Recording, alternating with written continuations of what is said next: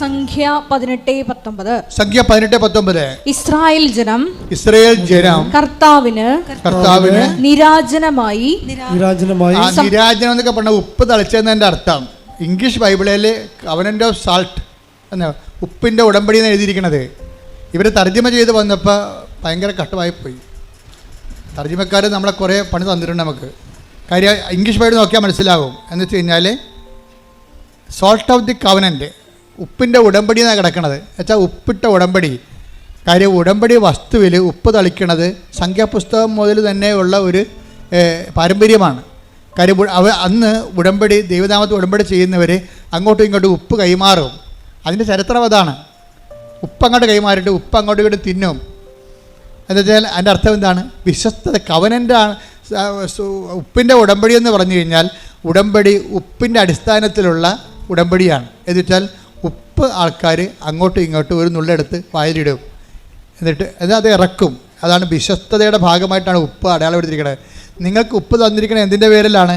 വിശ്വസ്തതയുടെ പേരിലാണ്. നിങ്ങൾ അത് കവനൻ്റ് ഓഫ് സാൾട്ടാണ് തന്നിരിക്കണത്. അല്ലാതെ ചില കൂടുതലൊക്കെ ചെയ്യുന്ന ആൾക്കാർ ഉപ്പ് കൊടുക്കുന്നുണ്ട്. അതല്ല സംഭവം. ഉടമ്പടിയിൽ ഉപ്പ് വന്നു കഴിഞ്ഞാൽ that is covenant of salt. അത് കറക്റ്റായിട്ട് ഈ സംഖ്യ 18:19 അനുസരിച്ചാണ് ഉപ്പ് തന്നിരിക്കുന്നത്. അത് പല പ്രാവശ്യം വെഞ്ചരിക്കും, ഒരു പ്രാവശ്യമല്ല. ഒരു മുറിയിൽ ഇത് വെച്ചിട്ട് എല്ലാ ദിവസവും പോയി അത് വെഞ്ചരിക്കും. അപ്പോൾ ചില പദാർത്ഥങ്ങൾക്കൊക്കെ 100 വെഞ്ചരിപ്പൊക്കെ കിട്ടുന്നുണ്ട്. ചിലതിന് തീർന്നു പോയ വസ്തുക്കൾ ചിലപ്പോൾ 2 വെഞ്ചരിപ്പേ കിട്ടുന്നുള്ളതായിരിക്കും. പക്ഷേ ഒത്തിരി വെഞ്ചരിപ്പ് കിട്ടിയിട്ടാണ് നിങ്ങളുടെ കയ്യിലേക്ക് ആ നേർച്ച വസ്തുക്കളെല്ലാം വരണത്. ഒരു 50 വെഞ്ചരിപ്പോ അല്ലെങ്കിൽ 100 വെഞ്ചരിപ്പൊക്കെ കിട്ടിയിട്ടാണ് നിങ്ങളുടെ കയ്യിൽ. കാര്യം എല്ലാ ദിവസവും ഞാൻ വെഞ്ചരിക്കും അവിടെ പോയി.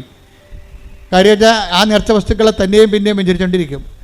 അതിനെ എംപവർ ചെയ്ത് അത് എന്താ വെഞ്ചരിക്കണതിൻ്റെ കാര്യം? അതൊരു അനുഷ്ഠാന പ്രക്രിയ അല്ല. ശരിക്കും പറഞ്ഞാൽ വെഞ്ചരിപ്പെന്ന് പറയുന്നത് ഒരു അനുഷ്ഠാന കർമ്മത്തിൻ്റെ രീതിയിലുള്ള ഒരു വെഞ്ചരിപ്പല്ലത്. മറിച്ച് പവർ ഇൻഫ്യൂസ് ചെയ്യുന്നതിന് വേണ്ടിയുള്ള ബൈബിൾ ഫോർമുലയാണത്. എന്താണ് അത് പറയുന്ന? എനിക്ക് എന്താണ്? യേശു കർത്താവാണെന്ന് ഞാൻ അധരം കൊണ്ട് ഏറ്റുപറയും. പിന്നെ എന്താണ്? ദൈവം അവനെ മരിച്ചോന്ന് ഉയർപ്പിച്ചെന്ന് ഹൃദയത്തിൽ വിശ്വസിക്കും. അപ്പോൾ റോമ 10:9 അനുസരിച്ചുകൊണ്ടാണ് വെഞ്ചരിപ്പ് ഉണ്ടാകുന്നത്. അല്ല പള്ളികളിൽ പായസം വെഞ്ചരിക്കണ പോലെയും അടിമ വെക്കണ പോലെയും അല്ലത്. അതിനൊരു സിമ്പിൾ ഫോർമുലയാണ് അവർ ഉപയോഗിക്കുന്നത്. പക്ഷേ നമ്മൾ രക്ഷാകര ഫോർമുലയാണ് ഉപയോഗിക്കുന്നത്. രക്ഷയുടെ ഫോർമുല ഇല്ലേ? രക്ഷയുടെ ഫോർമുല എന്താണ്? കൃപയുടെ ഫോർമുലയാണ്. നോട്ട് ബ്ലെസ്സിങ്ങിൻ്റെ ഫോർമുല അല്ല ഉപയോഗിക്കുന്നത്, കൃപയുടെ ഫോർമുലയാണ്. അതെന്താണ്? യേശു കർത്താവാണെന്ന് അധരം കൊണ്ട് ഏറ്റുപറയും. പിന്നെ എന്താണ്? ദൈവം അവനെ മരിച്ചു നിർപ്പിച്ചെന്ന് ഹൃദയത്തിൽ വിശ്വസിക്കും. ഈ 2 ഫാക്കൽറ്റിയുടെ കൺകറൻസ് വെച്ചിട്ടാണ് ഇതിലേക്ക് വെഞ്ചരിക്കും. എന്ത് വരും? യേശു കർത്താവാണെന്ന് അധരം കൊണ്ട് ഏറ്റുപറഞ്ഞാൽ ദൈവം അവനെ മരിച്ചു നിർപ്പിച്ചെന്ന് ഹൃദയത്തിൽ വിശ്വസിച്ച് കഴിഞ്ഞാൽ നമ്മൾ രക്ഷ പ്രാപിക്കും. രക്ഷ എന്താണ്? ലൂക്കാ 2:30 ക്രിസ്തു തന്നെയാണ്. അപ്പോൾ ക്രിസ്തുവിനെ ഈ മീഡിയം വെച്ച് നിങ്ങൾ പ്രാപിക്കണം. അതിനാണ് നിങ്ങളെക്കൊണ്ട് ഡീകോഡ് ചെയ്യിക്കണത്. നിങ്ങളെക്കൊണ്ട് ഡീകോഡ് ചെയ്യിക്കും. ഞങ്ങൾ ഈ കോഡ് ചെയ്തിരിക്കുന്ന സംഭവത്തെ, പവർ കോഡ് ചെയ്തിരിക്കുന്ന സംഭവത്തെ നിങ്ങളെക്കൊണ്ട് ഞങ്ങൾ എന്ത് ചെയ്യും? ഡീകോഡ് ചെയ്യിച്ചിട്ട് നിങ്ങളുടെ ജീവിതത്തിലേക്ക് ആ പവർ അനുഭവവേദ്യമാക്കാൻ നിങ്ങളോട് എന്ത് പറയും? യേശു കർത്താവാണെന്ന് അധരം കൊണ്ട് ഏറ്റു പറയുന്നതിന് പകരം ഞങ്ങൾ നിങ്ങളോട് പറയണത് വിശ്വാസപ്രമാണം ചിലരാണ് പറയണത്. പിടിയിട്ടില്ലേ? അപ്പോൾ ബുദ്ധിബോധമുള്ളവൻ വിശ്വാസപ്രമാണം മുട്ടെന്ന് കൈ വിരിച്ചു പിടിച്ച് ചെല്ലും. എന്താ കാര്യം? വിശ്വാസ പ്രഖ്യാപനം കൈ വിരിച്ചു പിടിച്ചാണ് ചെയ്യേണ്ടത്. കാര്യം ക്രിസ്തു രക്ഷ പ്രഖ്യാപിച്ചത് കൈ വിരിച്ചു പിടിച്ച് കുരിശക്കറന്നാണ്. അപ്പോൾ ക്രിസ്തുവിൻ്റെ രക്ഷാകര നടപടിക്രമങ്ങളോട് നമ്മൾ മാനസികമായിട്ട് യോജിച്ചുകൊണ്ടാണ് മുട്ടയെന്ന് കൈ വിരിച്ച് പിടിച്ചേക്കണം. അല്ലാതെ കരിസ്മാറ്റിക് ചെയ്യണ പോലെ കൈ ഉയർത്തി പിടിക്കുകയല്ല. അത് തിരുവുദ്ധാനത്തിൻ്റെതാണ്. പരിഹാരം ചെയ്തത് കൈ വിരിച്ചു പിടിച്ചാണ്. രണ്ടിനും ഭയങ്കര വ്യത്യാസമാണ്. അപ്പം അതുകൊണ്ട് തന്നെ ചെയ്യണ കാര്യങ്ങൾ അതിൻ്റെ കൾട്ടനുസരിച്ച് തന്നെ ചെയ്യണം. അതിനൊരു പ്രത്യേകമായിട്ടുള്ള കൾട്ടുണ്ട്. പക്ഷേ ഇതിൻ്റെ എല്ലാം വേണ്ടത് വിശ്വാസവും ദൈവസ്നേഹവുമാണ് വേണ്ടത്. ഇതെല്ലാം ചെയ്യുമ്പോൾ ഇപ്പം നിങ്ങളുടെ ഉപ്പ് നിങ്ങൾ എടുക്കുമ്പോൾ എന്നെ ഓർക്കണം, ഞാൻ വിശ്വസ്തത പാലിച്ചിട്ടുണ്ട്. അല്ലാതെ കൃപാസനം കിട്ടിയതാണ് എന്ന് പറഞ്ഞുകൊണ്ട് ഉപ്പ് കൊണ്ടുപോയി വല്ലവൻ്റെ വീട്ടിൽ പല്ല് തേക്കാത്തവൻ്റെ വീട്ടിൽ കൂടെ ഉപ്പ് കൊടുക്കും. അവൻ ജനിച്ചിട്ട് പള്ളിക്കാർ കാണത്തില്ല. നിങ്ങൾക്ക് ബന്ധുക്കളായിരിക്കാം സാഹചര്യം. പക്ഷേ ഞാൻ എപ്പോഴും പറയും, ഉടമ്പടിയിലുള്ള ആളാണത് ആക്ടിവേറ്റ് ചെയ്യേണ്ടത്. വായി നോക്കിക്കണം വല്ല എന്തെങ്കിലും വിചാരിക്കണവരെ കൊണ്ട് ചെയ്യാൻ പറ്റത്തില്ല. അത് ചിലപ്പോൾ നിങ്ങളുടെ ആൾക്കാരായിരിക്കും. പക്ഷേ കാരണം ദൈവത്തിൻ്റെ ആൾക്കാരാകണ്ടേ? നിങ്ങളുടെ ആൾക്കാരായിരിക്കണം കൊണ്ട് വല്ല കാര്യമുണ്ടാ? ദൈവത്തിൻ്റെ ആൾക്കാരായിരിക്കണം. അതുകൊണ്ടാണ് രോഗികൾക്കാണ് നിങ്ങൾ ഉടമ്പടി തൈര് നിങ്ങൾ നിന്ന് തേച്ച് കൊടുക്കണമെന്ന് പറഞ്ഞതിൻ്റെ കാര്യം. കാര്യം നിങ്ങളല്ല ഉടമ്പടിയിലുള്ളത്. പക്ഷേ ഉടമ്പടി നിങ്ങൾ തേച്ചാലും ചില സമയത്ത് ഏക്കത്തില്ല.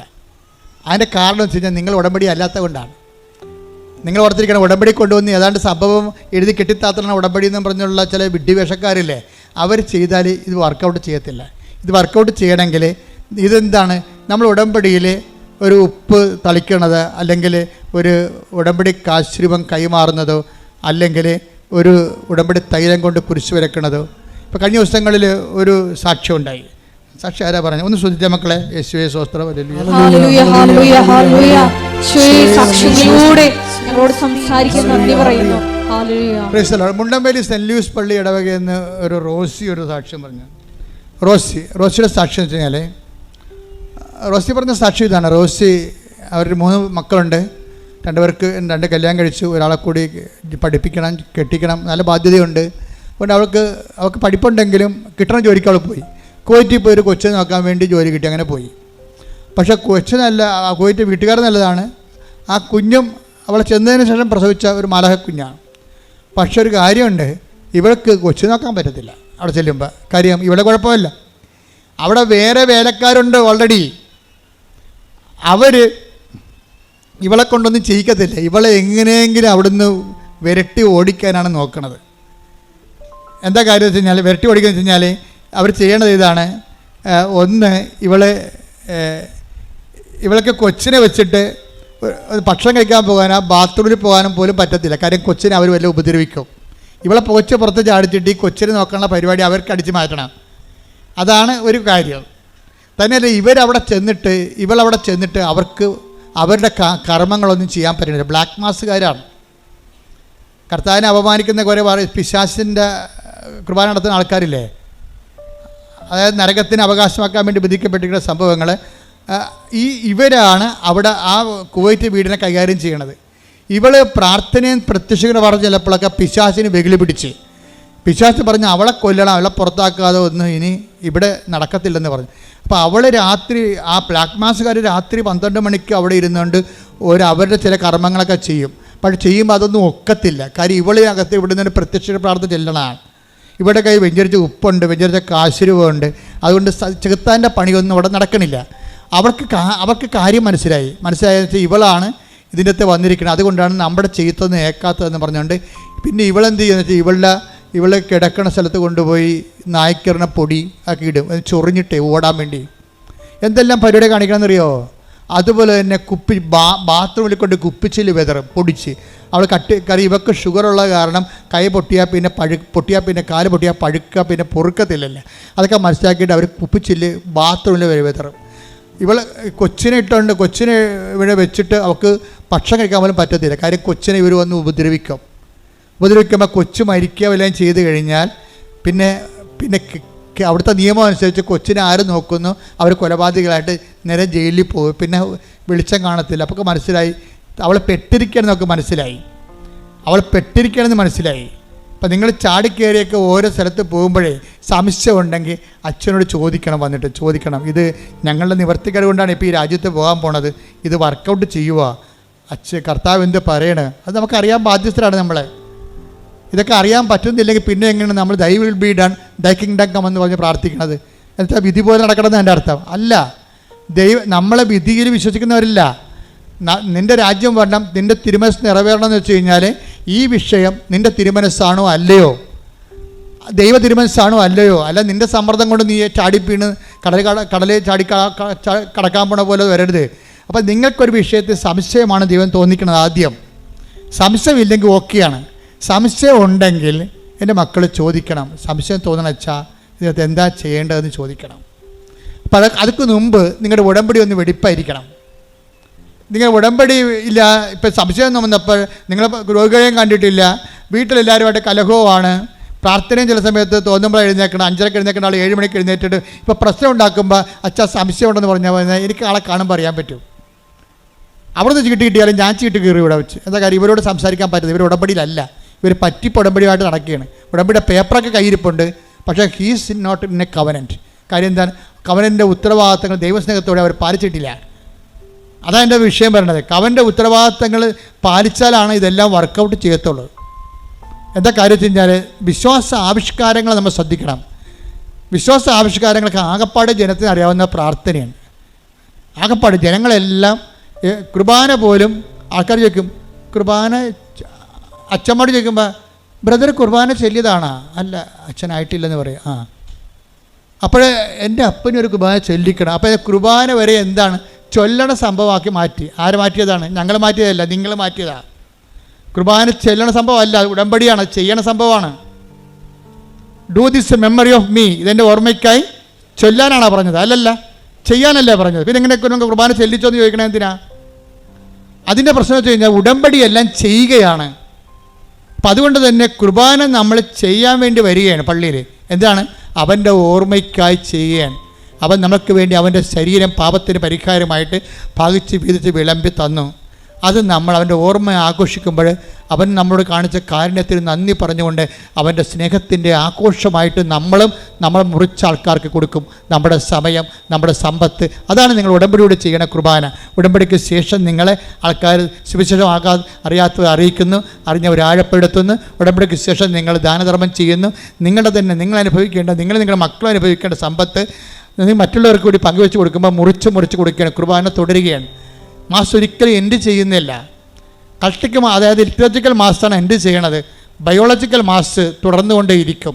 ഫെയ്ത്ത് മാസ് ഫെയ്ത്ത്ഫുള്ള് തുടർന്നുകൊണ്ടേയിരിക്കും. അത് ഓർമ്മ തൊട്ട് ഓർമ്മ വരെയാണ് ആ കുർബാന. നമ്മൾ രാവിലെ എഴുന്നേൽക്കുമ്പോൾ നമുക്കൊരു ഓർമ്മയുണ്ട്. നമ്മൾ കിടന്നുറങ്ങുമ്പോൾ ആ ഓർമ്മ അസ്തമിക്കുമ്പോൾ ഓർമ്മ തൊട്ട് ഓർമ്മ വരെയാണ് കുർബാന നിൽക്കുന്നത്. അവൻ്റെ ഓർമ്മയ്ക്കായി നമ്മൾ ചെയ്യണത്. കൈയടിച്ച് ശ്രുതിക്കട്ടെ ഹല്ലേലൂയ. പരിശുദ്ധ പരമ ദിവ്യകാരുണ്യത്തിന് ആ കുടുപ്പിലെല്ലാം ഒരു ദൈവസ്നേഹത്തിൻ്റെ അഭിഷേകം ഉണ്ടാകണം. അതാണ് നിങ്ങൾ എഫേസ്യസ് നമ്മൾ വായിച്ചത് 8:17 എന്താണ്? നിങ്ങൾ സ്നേഹത്തിൽ വേരുപാകി ആഴപ്പെടുവിൻ. അങ്ങനെ ആഴപ്പെട്ടാൽ എന്ത് സംഭവിക്കും? നിങ്ങൾ വീണു പോവുകയില്ല. അതുപോലെ തന്നെ നമ്മുടെ ഉത്തരവാദിത്തങ്ങൾ, കുടുംബത്തോടുള്ള ഉത്തരവാദിത്തമുണ്ട്, കുഞ്ഞുങ്ങളോടുള്ള ഉത്തരവാദിത്തമുണ്ട്. ഉത്തരവാദിത്തങ്ങൾ നിറവേറ്റണതും വീഴ്ച വരാതിരിക്കാനുള്ള ഒരു കാരണമാണ്. നിങ്ങളൊരു ഭാര്യയാണ്, നിങ്ങളുടെ ഭർത്താവാണ്, നിങ്ങളുടെ വിദ്യാർത്ഥിയാണ്, നിങ്ങൾക്ക് ഉത്തരവാദിത്തമുണ്ട്. പഠിക്കുക, നല്ലവണ്ണം മാർക്ക് വാങ്ങിക്കുക, മാതാപിതാക്കന്മാരുടെ ആ കുടുംബത്തിൻ്റെ ചൈതന്യത്തിൽ ജീവിക്കുക, പറ്റുന്ന പോലെയൊക്കെ പറ്റുന്നവർക്ക് ദൈവത്തിൻ്റെ നാമം അറിയിക്കാൻ വാക്കും പ്രവൃത്തിയും ഉപയോഗിക്കുക. അപ്പോൾ അതെല്ലാം ഒരു ദൈവ നിവേശിത പ്രവർത്തനങ്ങളാണിതെല്ലാം. ഇങ്ങനെയുള്ള പ്രവർത്തനങ്ങളിലൂടെ വളർന്നു വരുമ്പോൾ എന്താ പറ്റണത്? നമ്മൾ സ്നേഹത്തിൽ വേര് പാകുകയാണ്. സ്നേഹത്തിൽ വേര് പാകി വേരുകൾ ആഴപ്പെടുകയാണ് ചെയ്യണത്. അങ്ങനെ ഉത്തരവാദിത്തങ്ങൾ പത്രോസ് പറയത്തില്ലേ, സകല ഉത്തരവാദിത്തങ്ങൾ നിറവേറ്റി പിടിച്ചു നിൽക്കുവേൻ, അപ്പോൾ നിങ്ങൾ വീണ് പോകത്തില്ല.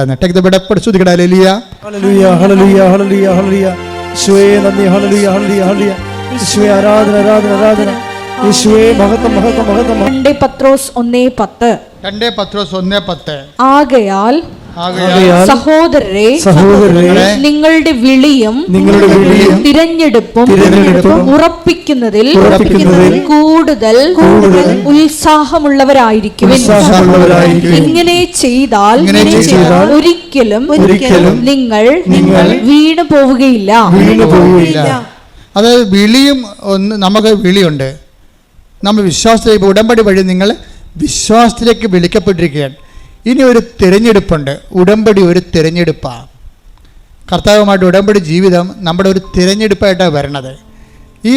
ഈ ഉടമ്പടിയുടെ തിരഞ്ഞെടുപ്പിൽ വിശ്വസ്തത കാണിച്ചുകൊണ്ട് നമ്മൾ പിടിച്ചു നിന്നാൽ എന്ത് പറ്റും? നമ്മൾ വീണ് പോകത്തില്ല.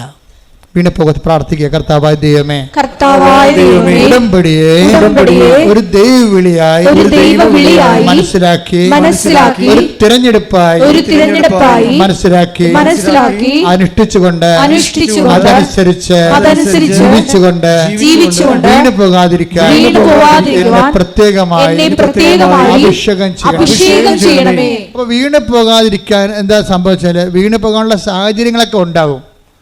പക്ഷെ വീണ് പോകാത്തൊരാളിൻ്റെ പേരിലാണ്, മധ്യസ്ഥത്തിലാണ് ഈ ഉടമ്പടി ചെയ്തിരിക്കുന്നത്. മനസ്സിലായില്ലേ? സ്വന്തം മകൻ ഒരു കുറവിറച്ചിയായി തലക്ക് മുകളിൽ തൂങ്ങുമ്പോഴും അവൾ വീണ് പോകാതെ നിൽക്കണം എന്നാണ് യോഹന്നാൻ പറയണത്. എന്താണ്? യേശുവിൻ്റെ അമ്മ പറഞ്ഞ്, യേശുവിന്റെ അമ്മ അവന്റെ കുരിശിന്റെ ചുവട്ടിൽ നിന്നിരുന്നു. എങ്ങനെ നിൽക്കണം? 3 മണിക്കൂർ നിൽക്കാൻ പറ്റുമോ അവിടെ? എന്ത് പരുവക്കേടായിട്ടാണ് വീട്ടിൽ നിന്ന് വന്നത്? വെളുപ്പാങ്കാലത്ത് ഇറങ്ങിയതാ, കുരിശും ചുവന്നുണ്ട്. ആ വെളുപ്പാങ്കാലത്ത് ഇറങ്ങിയ യാത്ര, 6 മണിക്ക് ഇറങ്ങിയ യാത്ര ശരിക്കും പറഞ്ഞാൽ കാൽവരിയിൽ വരുമ്പോൾ 12 മണിയായി.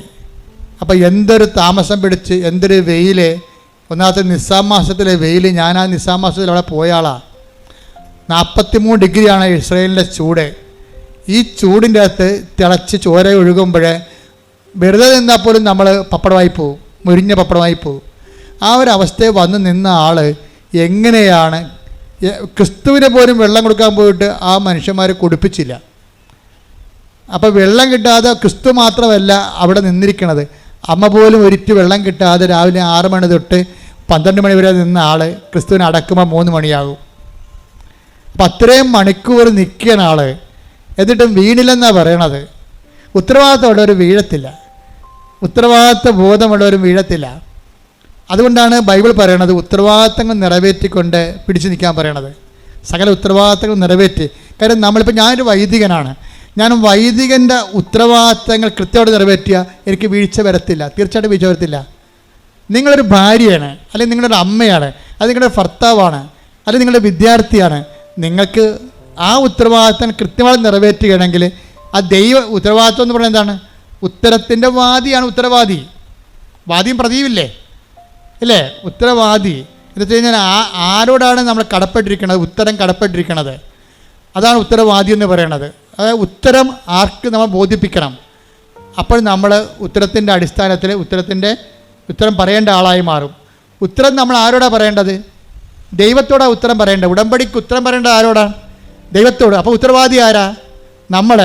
ഭാര്യയും ഭർത്താവിനെയും ഞങ്ങളെ കൊണ്ടുവന്ന് പള്ളിയിലറിഞ്ഞ് പോസ്റ്റിന് താഴെ കല്യാണം കഴിക്കണത് ഒളിച്ചോടണമല്ല, മറിച്ച് കൗതാശികമായിട്ട് ദൈവത്തിൻ്റെ സ്ഥാനത്ത് നിന്നുകൊണ്ട് അൾത്താറെ വിവാഹം കഴിക്കുന്നവർ ഓർക്കുക, നിങ്ങൾ ദൈവത്തോട് ഉത്തരവാദികളാണ്. മറ്റത് പിന്നെ ഉത്തരവാദിയൊന്നുമില്ല. കാര്യം ഈ ഭൂമിയിൽ കല്യാണം കഴിക്കണമെന്ന് നിർബന്ധമൊന്നുമില്ല. എന്താ കാര്യം? എടാ ദൈവപേടിയുള്ള ദൈവ പൈതൽ നിത്യതയ്ക്ക് വേണ്ടി നിയോഗിക്കപ്പെട്ടവരാണ് കർത്താവിൻ്റെ നാമത്തിൽ വിവാഹം കഴിക്കണത്. അവർക്ക് വിവാഹം കഴിക്കണമെങ്കിൽ ചില ആൾക്കാർക്ക് ഇതൊന്നും ഒരു പ്രശ്നമല്ല. അവർ ലിവിങ് ടുഗദറാണ്, ഒരുമിച്ച് താമസമാണെന്നൊക്കെ പറയും. എന്നിട്ട് അവർ അബോർഷൻ ഗുളികയൊക്കെ ഉപയോഗിക്കും. അങ്ങനെ പല മനുഷ്യർ ഈ ഭൂമിയിൽ നിൽക്കും. അവർക്ക് നിത്യതയെക്കുറിച്ച് യാതൊരു ബോധവുമില്ല. നമുക്ക് ബോധത്തിൻ്റെ കൂടുതലാണ് നമുക്ക്. എന്താ കാര്യം? ഞാൻ പരിശുദ്ധമ്മ ദേവമാതാവിനെ കണ്ട ആളാണ്. അപ്പം നിത്യത എന്താണെന്ന് എനിക്കറിയാം. പക്ഷേ നിത്യതയായിട്ട് അടുക്കണമെങ്കിൽ കുറച്ച് പണിയുണ്ട്. എന്താ കാര്യം? കർത്താവിൻ്റെ കൽപ്പനകൾ പാലിക്കണം, അവൻ പറയണ പോലെ ജീവിക്കണം. അവൻ പറയണ പോലെ ജീവിക്കണമല്ല, വഴി നമുക്ക് തോന്നുന്ന പോലെ ജീവിക്കണമല്ല. നമുക്ക് തോന്നുന്ന പോലെ ഇപ്പോൾ ഒരു ഭർത്താവിനെ ഉപേക്ഷിച്ച്, രണ്ടാമത്തെ ഭർത്താവിനെ ഉപേക്ഷിച്ച്, മൂന്നാമത്തെ ഭാര്യയെ ഉപേക്ഷിച്ച് നമുക്കിങ്ങനെ എല്ലാ കുടിയിലും 5-6 മക്കളൊക്കെ ഉണ്ടാക്കി. അങ്ങനെ ഒന്നും സഭയിലില്ല, നിയമമില്ല. കർത്താവ് എന്താ പറയുന്നത്? അവരിരുവരും ഏക ശരീരമായി തീരും. എന്താ അപ്പോൾ ഏക ശരീരമായി തീരുമെന്ന് പറയുമ്പോൾ ആ ദൈവ തിരുസന്നിധിയിലുള്ള ഒരു കവനൻ്റെ ഉടമ്പടിയാണ് ഇവിടെ നടക്കുന്നത്. ആ ഉടമ്പടിയിലുണ്ടാകുന്ന കുഞ്ഞുങ്ങൾ ഉടമ്പടിയുടെ കുഞ്ഞുങ്ങളാണ്. ആ ഉടമ്പടിയുടെ കുഞ്ഞുങ്ങളെ വേദപാഠം പഠിപ്പിക്കാൻ നമ്മൾ ബാധ്യസ്ഥരാണ്. എന്താ കാര്യം? നമ്മൾ പറഞ്ഞിട്ടുണ്ട് കർത്താവിനോട് വിവാഹത്തിലുണ്ടാകുന്ന കുഞ്ഞുങ്ങളെ പുണ്യപൂർണ്ണമായി വളർത്തിക്കൊള്ളാവുന്ന. അപ്പോൾ ചില ഭർത്താക്കന്മാർ വന്നിട്ട്, ചില ഭാര്യമാർ വന്നിട്ടും പറഞ്ഞു, എൻ്റെ അച്ഛാ ഇയാളൊന്ന് കുമ്പസാരിപ്പിക്ക്. ഇയാൾ എന്നോട് പറഞ്ഞത് കല്യാണത്തിന് പോലും കുമ്പസാരിച്ചിട്ടില്ലെന്നുള്ളതാണ്. കല്യാണത്തിന് പോലും കുമ്പസാരിക്കാത്ത കടവാമ്പോത്തിൻ്റെ കൂടെ നീ ജീവിക്കണത്. എൻ്റെ മകളെ, നീ കുറച്ച് വേർക്കേണ്ടി വരും. കാരണം കഴിഞ്ഞ ദിവസം ഞാൻ ഒരു കടവാമ്പോത്തിനെ കണ്ട്. ഞാൻ എറണാകുളത്ത് നിൽക്കുകയായിരുന്നു, ഞാനും നമ്മുടെ ഡ്രൈവർ മനോജും കൂടി. ഇപ്പം ഞങ്ങൾക്കൊരു ബുക്ക് സ്റ്റോള് ഒരു പുതിയ ബുക്ക് വന്നിട്ടുണ്ട്, അത് മേടിക്കണം. പക്ഷേ ഞങ്ങൾ ചെന്നപ്പോഴുണ്ട് ആ ബുക്ക് സ്റ്റോൾ അവിടെ ഇല്ല. എവിടെയാണെന്ന് അറിയാനും പാടില്ല. ഞങ്ങൾ ഊഹം വെച്ച സ്ഥലത്ത് ചെന്നപ്പോൾ അവിടെ ചെന്നപ്പോൾ ഓട്ടോറിക്ഷ സ്റ്റാൻഡിലാണ്. അവിടെ ചെന്നപ്പോൾ ഞങ്ങൾ ഡ്രൈവർ ചോദിച്ചു, ഇന്ന ബുക്ക് സ്റ്റോൾ എവിടെയാണെന്ന് ചോദിച്ചു. ബുക്ക് സ്റ്റോളാ? അവിടെ നിന്നൊരു കണക്കിന് തടി കൂരിക്കൊണ്ട് പോകുന്നു. കുറച്ച് കഴിഞ്ഞപ്പോൾ മനോജ് പറയണം, അയാളുടെ കഴുത്തെ ഉടമ്പടി കാശും കിടപ്പുണ്ടായിരുന്നു. അപ്പോഴാണ് എനിക്ക് മനസ്സിലായത് പെണ്ണുമ്പിള്ള പറ്റിച്ച പണിയാണെന്ന്. ഉടമ്പടിയിലെ നേർച്ച വസ്തുക്കളെല്ലാം പ്രയോഗവിധികളിലാണ് അടയാളപ്പെടുത്തിയിരിക്കുന്നത്. ഇപ്പോൾ അതിനകത്ത് പ്രാർത്ഥനയുണ്ട്, നമ്മൾ പ്രാർത്ഥിക്കുന്ന പ്രാർത്ഥനകളുണ്ട്. പിന്നെന്താണ്? പ്രഖ്യാപനമുണ്ട്. നമ്മൾ പത്രം കൊടുക്കത്തില്ലേ, അതെന്താണ്? പ്രഖ്യാപനമാണ്. നിങ്ങളിപ്പോൾ 18 പത്രമേ മേടിക്കുന്നുള്ളൂ. അമേരിക്കക്കാർ എന്നോട് ചോദിച്ചിരിക്കുന്നത് ഇപ്പോൾ അടുത്ത ധ്യാനം ചിക്കാഗോയിൽ നടത്താൻ പോണ ധ്യാനത്തിന് അവരെന്നോട് പറഞ്ഞിരിക്കുന്നത്, നിങ്ങൾ അതിൻ്റെ എന്താണ് PDF അയച്ചതാണ്, ഞങ്ങളിവിടെ പ്രിൻ്റ് ചെയ്ത് വിതരണം ചെയ്തോളാമെന്ന്. കഴിഞ്ഞ ധ്യാനത്തിന് അവരാണ്ട് 10,000 20,000 പത്രം മേടിച്ച് വിതരണം ചെയ്ത്, പത്രം അവിടെ തന്നെ അടിച്ച് വിതരണം ചെയ്ത്. അപ്പം നമ്മൾ അവിടുന്ന് ആൾക്കാർ അവിടെ കൊടുക്കണത് ആൾക്കാർ എന്ത് ഭക്തിയോടാണ്. അവിടെ ഇംഗ്ലീഷ് പത്രമാണ് കൃപാസനത്തിൻ്റെത്. ഇപ്പം അടുത്ത ധ്യാനത്തിന് അവർ കൊടുക്കുന്നുണ്ട്. വേറെയും ഗ്രൂപ്പുകൾ പത്രം PDF ചോദിച്ചിട്ടുണ്ട്. വിദേശ രാജ്യങ്ങളിൽ PDF പത്രം ചോദിച്ചാൽ ഞങ്ങൾ PDF അയച്ചു കൊടുക്കും. എന്താ കാരണം വെച്ച് കഴിഞ്ഞാൽ നമ്മളെ സംബന്ധിച്ചിടത്തോളം മാതാവിൻ്റെ പ്രത്യക്ഷീകരണത്തിൻ്റെ സന്ദേശമാണത്. ആ മാതാവിൻ്റെ പ്രത്യക്ഷീകരണ സന്ദേശം അവർക്ക് അടിച്ചു കൊടുക്കാൻ പറ്റുന്നുണ്ടെങ്കിൽ സന്ദേശം കൈമാറണം. എന്താ കാര്യം? സന്ദേശം ലളിതമായി കൈമാറണം. സന്ദേശം എന്താണ്? ദുരന്തമുണ്ടാകാൻ പോണ്, പ്രാർത്ഥിക്കണമെന്നാണ് അമ്മ പറഞ്ഞത്. അപ്പോൾ എന്തുമാത്രം ആൾക്കാർക്ക് ഈ അമ്മയുടെ പ്രത്യക്ഷീകരണത്തിൻ്റെ അടിസ്ഥാനത്തിൽ ലോകം മുഴുവൻ പ്രാർത്ഥിക്കാൻ വേണ്ടി കൃപാസനത്തെ ചുമതലപ്പെടുത്തിയിട്ടുണ്ട്. കൃപാസനത്തിലെ എല്ലാ മധ്യസ്ഥ പ്രാർത്ഥനക്കാരും അതേ ഉത്തരവാദിത്തമുള്ളതാണ്. ഉടമ്പടി എടുത്ത അമ്മയെ കൃപാസനത്തിൽ പ്രത്യക്ഷയുടെ പരിശുദ്ധ അമ്മയുമായി ഉടമ്പടി ജീവിതം നയിക്കുന്ന നിങ്ങളും അതിന് ബാധ്യസ്ഥരാണ്. എന്താണ്? ദുരന്തമുണ്ടാകാൻ പോണ്, പ്രാർത്ഥിക്കണമെന്ന് പറയാൻ. നിങ്ങൾ പത്രം കൊണ്ട് കൊടുക്കുമ്പോൾ നിങ്ങൾ എന്താ പറഞ്ഞത്?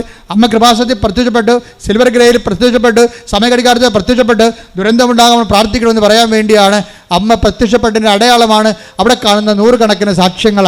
സാക്ഷ്യമെല്ലാം അമ്മയുടെ പ്രത്യക്ഷീകരണത്തിൻ്റെ അടയാളമാണെങ്കിൽ അത് കൈമാറുന്ന നിങ്ങൾ അമ്മയുടെ പ്രത്യക്ഷീകരണത്തിൻ്റെ സുവിശേഷ സാക്ഷികളാണ്. കൈയടിക്കട്ടെ, ശ്രദ്ധിക്കട്ടെ. സ്നേഹത്തോടെ പ്രവർത്തനങ്ങൾ ചെയ്യുവാൻ